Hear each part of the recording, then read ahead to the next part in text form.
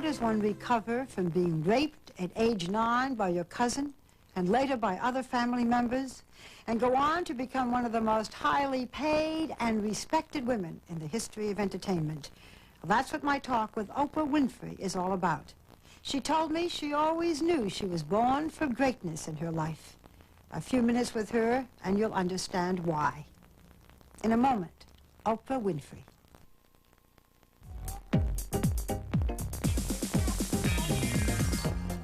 At an estimated income of $50 million a year, Oprah Winfrey is one of the most highly paid entertainers in America.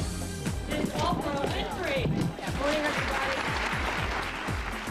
She is a charismatic leader, guide, and friend to some 20 million viewers nationally.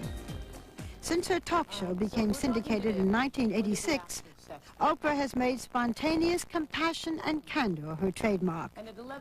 She never holds back. The source of that empathy is her childhood, which by her own admission was not typical nor easy. She was born illegitimately in Mississippi in 1954 and spent her early years living on her grandmother's farm. There she was gifted and smart, and even as a toddler she was reading scriptures in church. But at the age of 6, she joined her mother in Milwaukee and began a period of rebellion. Today she says her salvation was when her mother sent her to live with her father when she was 14. Her father worked as a barber in Nashville. He was strict and demanded discipline. While in high school there, Oprah entered several beauty contests, and that led to a job offer at a television station in town. So at the age of 19, while still going to Tennessee State University, she became a reporter and anchorwoman, and it started her on the road to Chicago to host a morning talk show. It was on the air there that she was discovered by Quincy Jones for the part of the strong-willed Sophia in Steven Spielberg's 1985 film, The Color Purple. It was a spectacular acting debut, one which earned her an Academy Award nomination. She has gone on to perform in and produce other projects, including Native Son, The Women of Brewster Place, and There Are No Children Here. Oprah uses her celebrity clout for many charities and causes. She's an active children's advocate and a vocal spokesperson against child abuse. In 1993, she stood by President Clinton as he signed a bill designed to track child abusers. I try to use the show as a voice to try to make a difference in the lives of children especially and those who watch us. Clearly, part of Oprah's appeal is that she is at once fearless and vulnerable. She's let the audience in on her own personal frustrations, particularly her very public battle with the bulge. When we met in 1988, she'd moved into one of the poshest buildings in Chicago, where she'd created a home that was both luxurious and full of cozy conversation areas, whether it was the living room or the dining room. Her bedroom was painted her favorite color, purple, and in it, she has her doll collection. The artwork throughout varies from these sculptures that were given to her by Bill Cosby to this collage depicting her praying with her grandmother. And to this day, I always say my prayers on my knees because I think maybe they get there sooner. The collage was given to her by her longtime beau, Stedman Graham. Oprah says that he's one of the few men in her life that has really cared for her. I recall that the day of our interview was traumatic. That morning, she had done a show on sexual abuse, and it brought back memories of the abuse that Oprah herself had suffered as a little girl. When I get tears in my eyes about the whole question of sexual molestation, I always think that it's not for me. I only cry when I think about it happening to other people. You were not raped, were you? I was. You were actually raped. I was raped. Did you know? No, I had no idea. What do you think was happening? I'll tell you, I remember being at a relative's house, and I'd been left with a 19-year-old cousin. And he raped me. And I knew it was bad, and I knew it was wrong, mainly because it hurt so badly. He took me to get ice cream into the zoo afterwards. and told me that if I ever told, we would both get in trouble. So I never did. That same was the summer of my 9th year. I went into the 5th grade that fall, and I remember Maria Gonzalez on the playground telling me how babies came into the world and how you made babies. So I went through the entire 5th grade every day thinking, I'm going to have a baby. And at the time, though, I didn't know that you had to be... You make me want to cry. Yeah. And so that's why I weep for the lost innocence. I weep for that. Because you're never the same again. But it happened again. And it happened again. With other relatives? Yes, with another relative. It happened with an uncle. It happened with a boyfriend who lived in my mother's home. It wasn't my mother's boyfriend. It was a boyfriend of another relative. And what happens to you after a while, you start to think you're marked. You start to think that you're marked. And that's why in The Color Purple, when I did the scene, when Sophia walks to the cornfield and she says, I had to fight my uncles and I had to fight my cousins. But I never thought I'd have to fight in my own house. It was, I did it first take because it was so real. When you first began to have sex with someone who cared about you, was that terribly hard?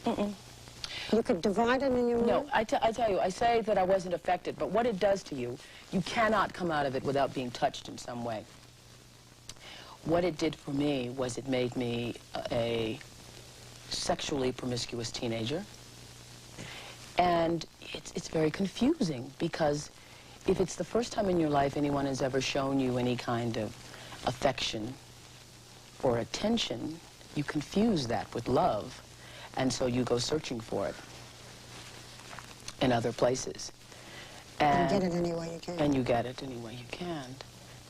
And so I used to run away from home, and I used to, you know, bring boys home when my mother wasn't there, and cause all kinds of problems for myself until I was 14 and then sent to live with my father, and that ended it, just ended it.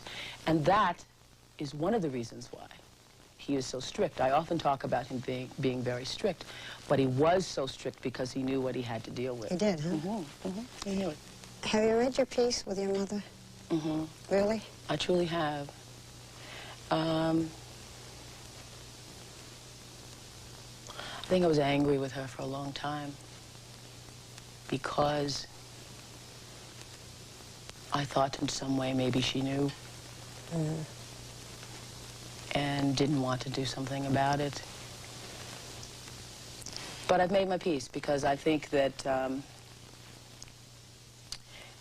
my mother raised me the best she knew how, and she gave me all that she had to give. And so I have. And it's great. That's why I have no displeasure in my life, because I've made my peace. Is she very proud of you? Yes, yes. Is your father? He must. Yes, yes. I smile because I can think of, having read about him, the kind of man he is, I would think that he would be sort of secretly proud. Yes. He's, you know, he's proud. I brought him, I've retired my mother, who is, she's 18 years older than I, and my father is 21 years older than I am. And I offered to retire him, but he has his barber shop in Nashville, and he doesn't want to. He'd miss the guys.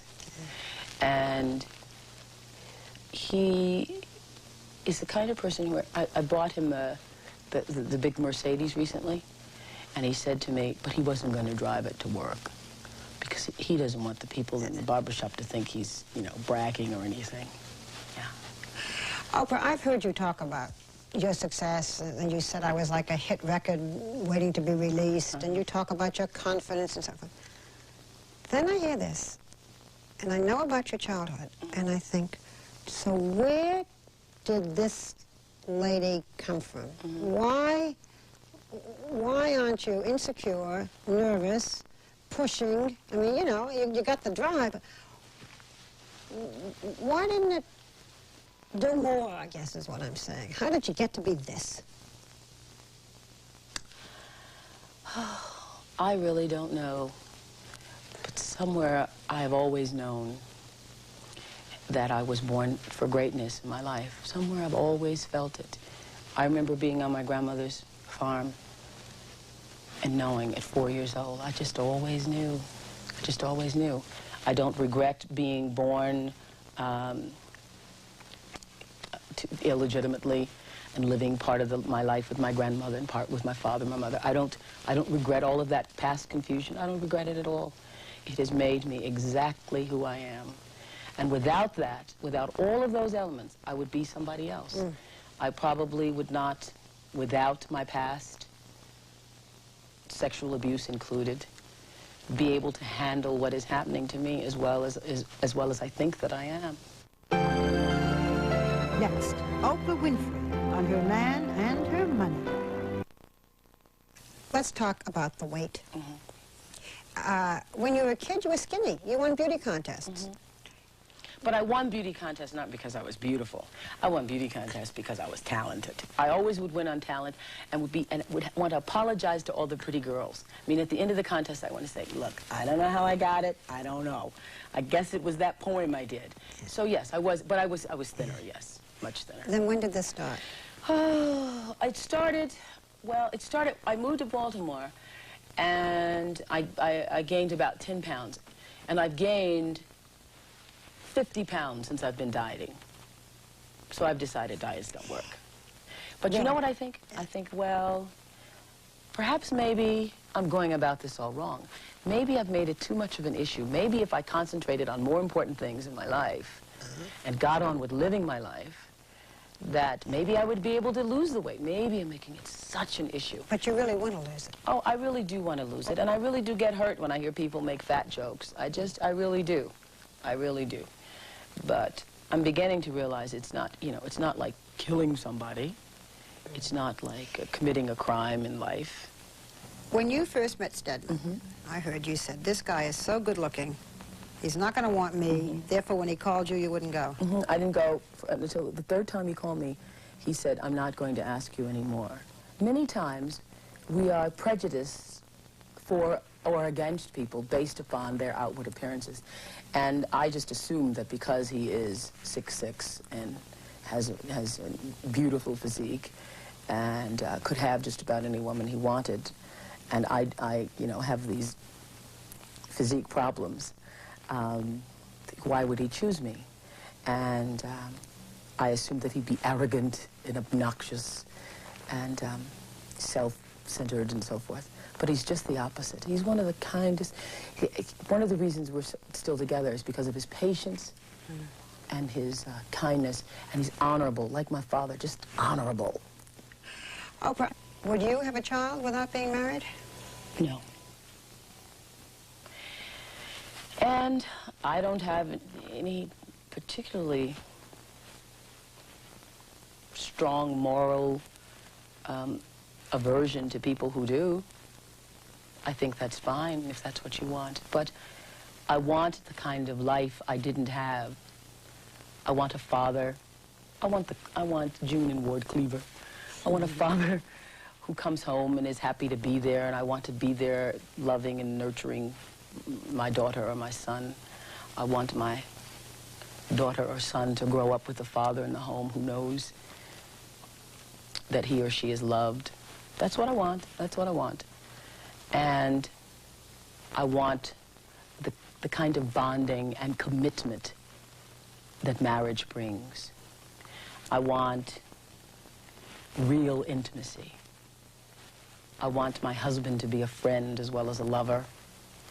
And I want my children to know that I love their father and he loves me. I don't want to be afraid to talk about sex and have sex and all of that. So, no, I wouldn't have a child without being married. Is all that going to happen? Is it going to happen with Stedman? Well, I can't speak for Stedman. I really can't. You talk about it a lot. Are you afraid that it might chase him away? I mean, I sort of want to say to you, don't say it in public. He might get nervous. Yes. And I think that it will happen, and whomever it happens with, it'll be right for me. Do you worry, or does he worry about you having more than he? And you probably will always have more than he, more money. I mean, you know, is he going to move in this? Who's going to pay the bills? You know, all of those little practical things you think about. Think about it? I don't worry about, see, you know what? This is the glorious thing about finally getting money. When you finally get it, you realize it has its place. When we talk about the past with you, you entered a contest, Miss Fire Prevention, is that what it was called? I love that. Oh, yeah. And I entered as a fluke. I entered because at the time we were Negroes, you know, and we hadn't gotten black yet. And so I was the only Negro. In the Miss Fire Prevention contest. And certainly never expected to win because and why you won. would I? And I won. And I said I wanted to be a journalist, like Barbara Walters. I had read that, and I never knew whether it was true or not. It was. Absolutely the truth. And you know why I said that? I had not a clue. I was 16 years old. I had not a clue what I really wanted to do with my life. But I had seen you on the Today Show that morning. And for me, you were a mentor. You were the only woman I knew who was doing anything. And so I thought, yeah, that's a good thing. That's what I'll say. And at the time I said it, I really had no intention of going into the business at all. But it sounded like a good answer. And I ended up doing it. It was a self-fulfilling prophecy for me. Can you do me? Well. Oh, I'm going to be sorry I am. I remember seeing you on the Today Show, and you always had your legs crossed so that this leg would be placed on this leg, so that it was just so, and this toe would be pointed, and you always used to do this. And so I thought, if you can get that movement down. And I remember you looking up and looking down. Now, at the time I auditioned, I had no idea. I was looking at questions, because I always write dozens and dozens and dozens of questions. And so what I did was I'd look down, and then I'd look up, and I'd talk, and then I'd look down. And there was nothing down there, but I'd look up and talk, down. And I had Barbara Walters in my mind, in my head. And I was hired. I was hired. And for the longest time, I'd watch you every morning, and I'd go on the air, and I'd imitate you. I take full responsibility for you, Oprah. As well you should. Yeah. Oprah, are you hurt when people call you an Oreo or say that you are pandering and that you're trying to be more white and, you know, you've read all this stuff. Or that you're nicer to the whites in your audience than you are to the blacks? I used to be very hurt by it, and I used to always think that I had to defend it and always make people know that, yes, I really am black and I really am proud of it. And no, I'm not an Oreo at all. I don't feel that anymore. I don't feel it anymore. Because I know in my spirit that I care about what happens to black people and people in this country. Did you ever wish you were white? As a little girl, I wanted to be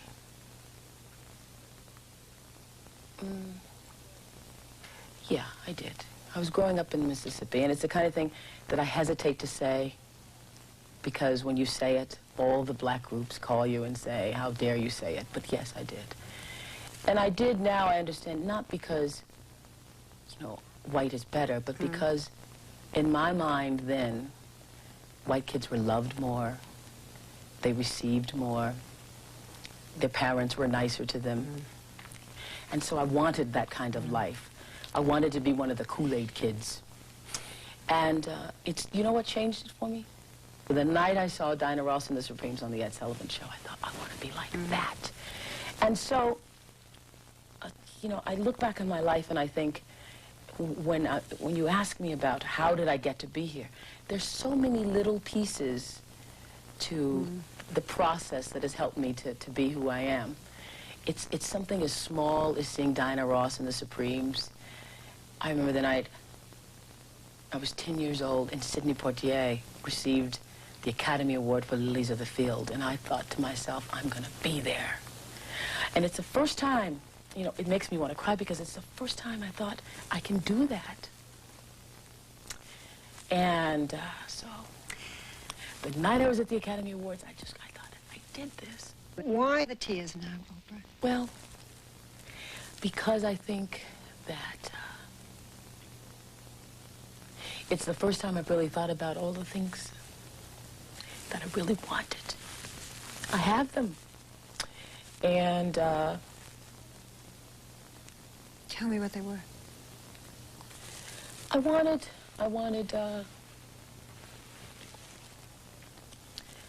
to be somebody. And I think perhaps maybe I've been so busy just being that person that this is one of the first times I thought, yes, I have done that. I have done that.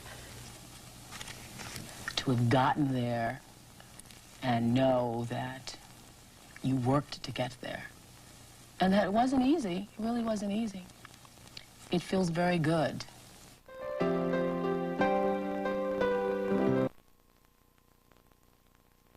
Oprah said that she always wanted the sort of life she didn't have. Well, today she has the money and power to create any life she wants. It's impossible to argue with this sort of success, built on a child's prayers and a wounded woman's conviction to be something more than a victim of despair. Oprah has made it.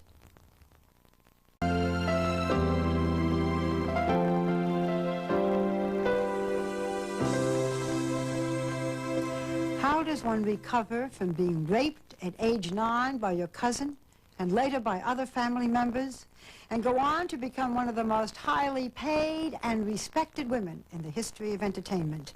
Well, that's what my talk with Oprah Winfrey is all about. She told me she always knew she was born for greatness in her life. A few minutes with her and you'll understand why. In a moment, Oprah Winfrey.